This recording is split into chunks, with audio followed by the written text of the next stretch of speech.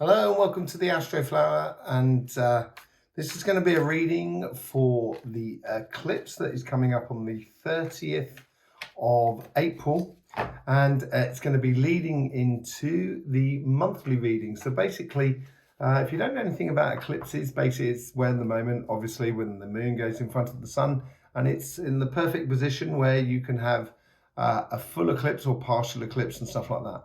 And what we got coming up on the 30th of April during Taurus season is a partial eclipse, and it's going to be in the Antarctic region and in South America. So going up and touching basically the root chakra. So it appears to be sort of like, playing on anything that's connected to your roots.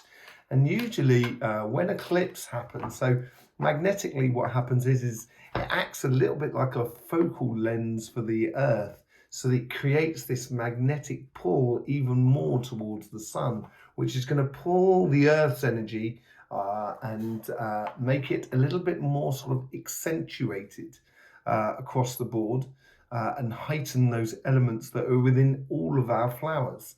So our astro flowers, that is. So it makes this, it pulls it like a magnet, if you like. And in so many cultures, it's been tied into auspicious occasions. People sort of prophesize with it and etc. Certainly, people see it as a changing moment between two periods. But this year is a little bit special. It's quite nice. It's quite interesting. First things first, we have that partial eclipse on the 30th of April, which is in the Taurus season, and we'll be going into the elements a little bit on that. And also, there is just after that, on May the 15th, I think it is, or the 16th actually, is a total lunar eclipse, which is from the blood moon as well, the fire moon, as it were, the blood moon, the red moon, which is coming up also in Taurus season.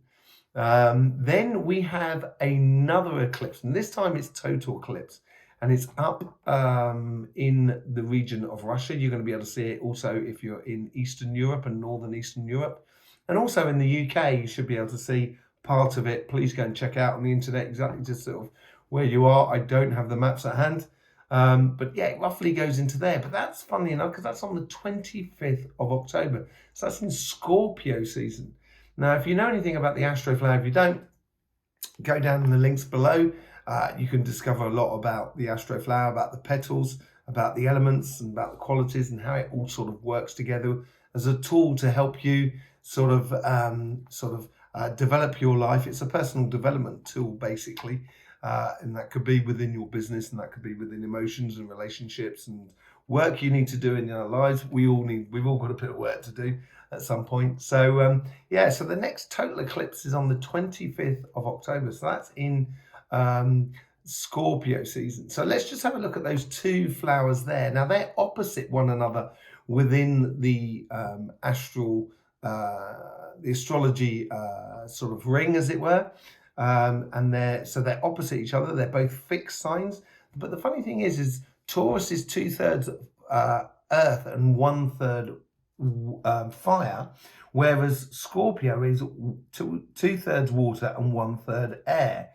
And when you can see this between these two signs here, where you have air, well, there on the lower parts of the petals in 1, 2, 3, 4 in Scorpio, you have fire in 1, 2, 3, 4 in Taurus, and where you have the earth, you have water in Taurus. So Scorpio and Taurus are very,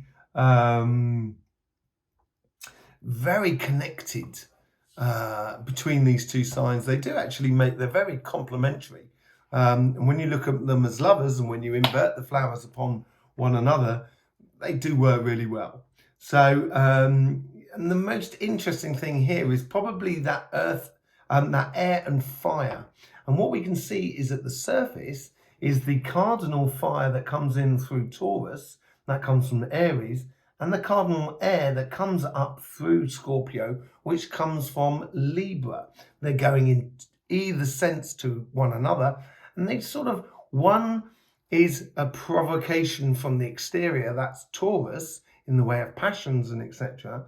And then it's provoking ideas and mental stimulation, which comes up through Scorpio. So basically, on this partial eclipse, and it's to do with the root, and I would have thought it's going to be the lower petals that are going to be affected the most, you may get a situation where the passion of the eclipse that is coming up on the 30th of April is just like the starting gun. So it's like the first domino that falls before we can get to the whole big dominoes that actually do fall.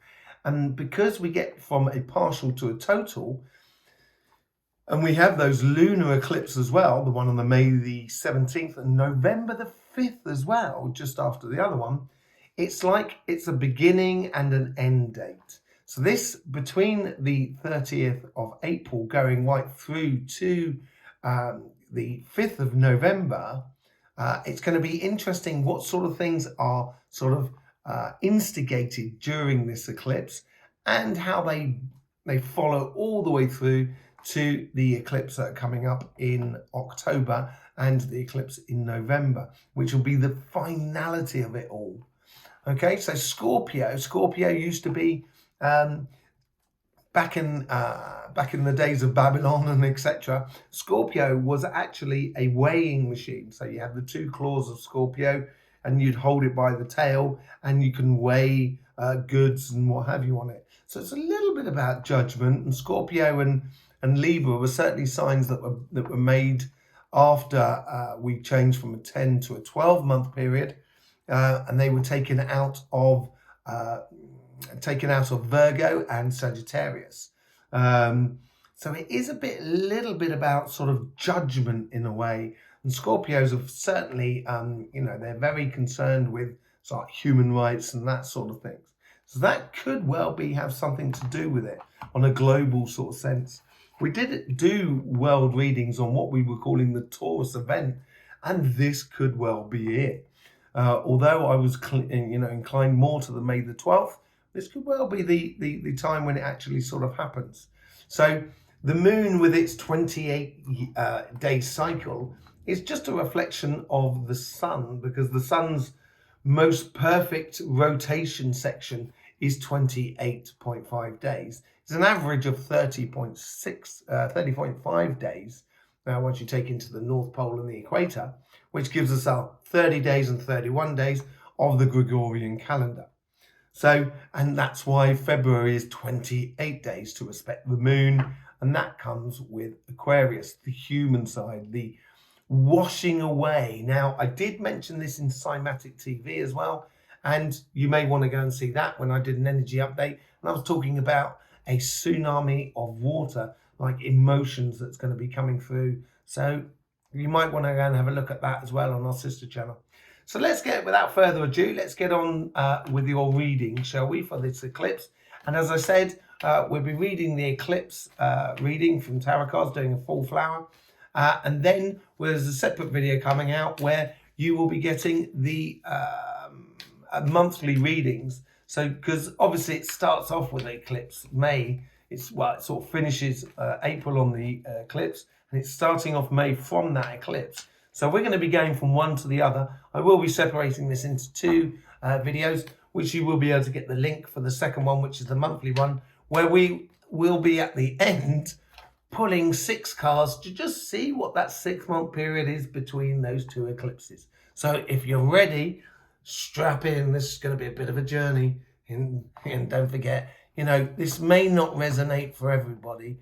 This is obviously a general reading, so please take it as it resonates with you. Certainly with the eclipse one, it's not personal. It's more of a guidance more than anything else. Okay. So Aries, let's see what's going on for you then in this. Is very funny. Wow, Aries. Well, you'll be safe to know that you've actually had all the cards that everybody else has had. This is quite mad. There's even more to come. Oh, man. This is really amazing. Obviously, there is some variance upon it, but You know, this monthly reading coming up after this, the initial insertion by the eclipse seems to be affecting people in lots of different ways, really, at the moment. But there is a constant theme running through it. If you don't know anything about the Astroflower, obviously go down. There's just links in the description below. This is your sort of spiritual sort of side of your life, your relationships and that sort of thing, emotions. And this is the financial or sort of business side of life and stuff like that. Jobs and projects and stuff like jobs and projects. And this is the energy that's running through you. This is not a personal reading, so this is not sort of saying to you, you should fall in love or you're going to meet this person. This is about what the solar eclipse is going to, what changes it's going to bring on this earth and how it's going to be affecting you in particular, Aries. Okay? And I've been doing it for every single sign, and Justice has definitely come up, the Eight of Swords has come up, the Ace of Swords, the Seven of Cups has definitely come up, Queen of Wands has come up, and the Two of Wands has definitely come up. Devil's come up quite a few, not so much, but it's noticeable how this seems to be affecting everybody in a very similar sort of way, but everyone's got their own slant on it, which is really nice. So for you guys, you've got, let's look on the emotional sort of front. So this eclipse seems to be, with that choices coming in, and it seems to be an initiation. This is what it appears to be in this solar eclipse for a lot of people. And it's going to make people realize what's gone from before and what is in the future, and they are not the same. You get this with the Justice card as well on this side, on your financial sort of side, which looks really nice, by the way. Yeah, but they, you know, so it's been coming in with everyone with the whole idea that the eclipse brings in a change into the world that is around us, and within that change makes everybody react to it in a different way. So the way in which you're reacting to it in the way of relationships or your emotional sort of sides, you may get that sensation it's freed up and it's actually allowed you to explore a little bit more without having to worry too much. And that you may feel that it's actually easy to make that transition between one world and the other, because this is an initiation. This eclipse here is starting something off that's going to be finishing off on the 25th of October with the finalization, with the total eclipse, because this is a partial eclipse. And it's sort of taking a side swipe at us at the moment.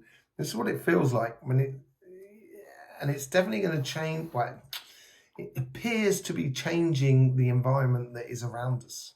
That's the thing it seems to be doing. So with this, these choices, and you turning around and sort of saying, "I want it. I want to live.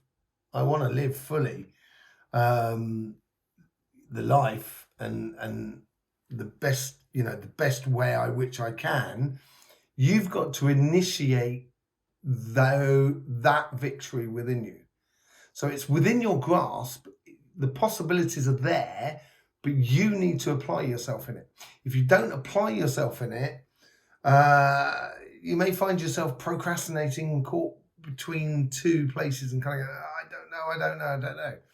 If you initiate it, this change that's coming in within your emotions, within your relationship. So if you initiate these sort of changes and get into it, and start manifesting new ways of emotions within inside you, new ways of actually having relationships and community and friends and family and stuff like that, you're definitely it's gonna set off a new chain of events that's gonna make you plan for a better future, for different types of future.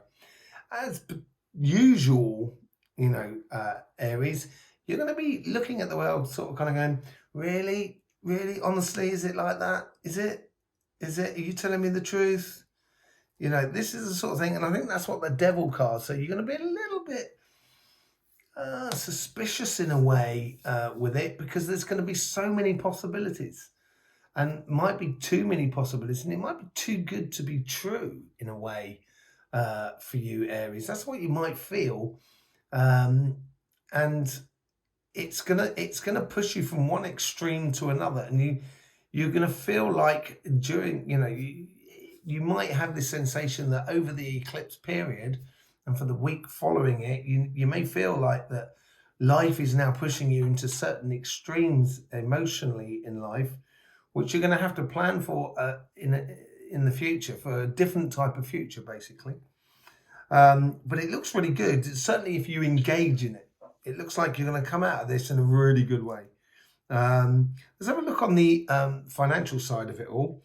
So you've got the Justice card, as I said earlier on, and you've also got the Eight of Wands. Now, the Eight of Wands is a card of being stuck, and I think this is against that. I think it's sort of saying to you, I think it's more the opposite. So it's sort of, you know, and Scorpio had this the other week as well. It's more a case of unsticking yourself in a way.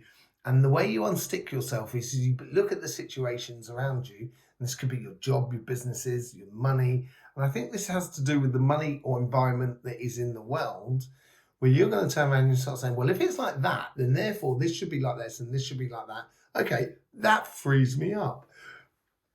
That stops me from being stuck. And you won't feel so emotionally drained by the physical world and the things that tie you into it.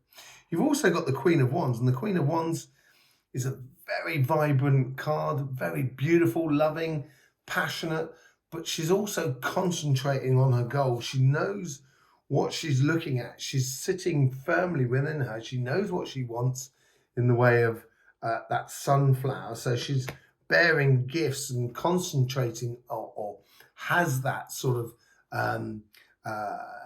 here and now sort of persona of being in the here and now, and using the magic, which is on the other side. You've got the Magician with that black cat. So she's sort of you know, being very magical in the way she initiates her passions and pleasures and stuff like that.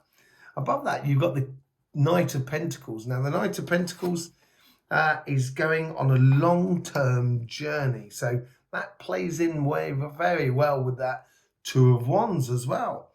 So on the financial side, it could set off a way of actually sort of saying, well, if the world is like this now, if the financial situation is like this, then therefore I can plan for a very long future. And this will sit well with you, Aries, because you like to know where you're going. And you like to know what you're doing, especially finances and stuff like that. Usually very good accountants, sort of Aries and stuff like that. Within you, because it becomes clear, it allows you to have that healing sensation of kind of going, oh, it's clear, it's nice. I know where I'm going now. I'm feeling a lot better about it all. Yeah. So it's gonna clear away a lot of your decks. So it leaves a lot of space for you to actually develop over the next 6 months. Because this is what it's about over the next 6 months. Okay. So we're going to go now into the monthly reading. In the description below, you'll find a link to the monthly reading, or it'll be in the comments, I'm not too sure, one or the other. And you'll be able to sort of see what happens in the month of May. And at the end of the month of May, at the end of that reading, we will be pulling 6 cards to just see what the very gradual progression is over the next 6 months between the 2 eclipses. So, you'll find that in the link in the description below. So please do, click on it, and I'll see you over there, Aries. Okay, in the meantime, don't forget, life should be fun, so please do